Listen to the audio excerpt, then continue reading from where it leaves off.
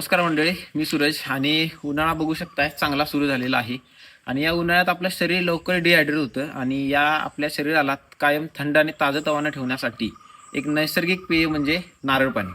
आणि माझ्या घराच्या शेजारीच पाठीमागे बघू शकताय बरीचशी नारळाची झाडं आहेत आणि त्याला चांगले नारळ धरलेले आहेत. आणि आता आपण ते नारळ काढणार आहे आणि त्याचं पाणी पिणार आहे.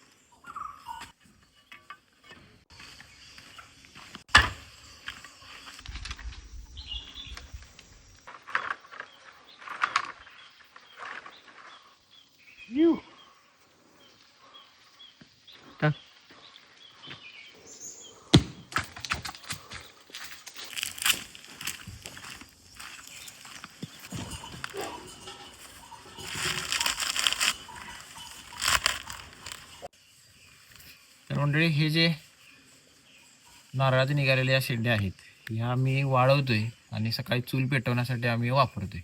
आणि याचा दुसरा फायदा म्हणजे ह्या ज्या शेंड्या निघाल्यात बारीक त्या आम्ही भांडी घासायला पण वापरतोय. ह्या म्हणजे आपण चुलीत जाळलेली जी रक्का आहे ते येणं घेऊन भांडी येणं घासायची, जसं आपण कात्यानं घासतोय तसं.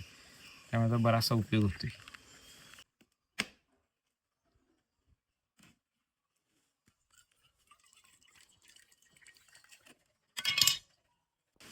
नारळ पाणी शरीरासाठी खूप फायदेशीर असते, कारण त्यामध्ये नैसर्गिक इलेक्ट्रोलाइट्स आणि मिनरल्स असतात, जे आपल्या शरीरातील पाण्याची कमतरता आहे ती भरून काढतात आणि शरीराला एक ऊर्जा देतात.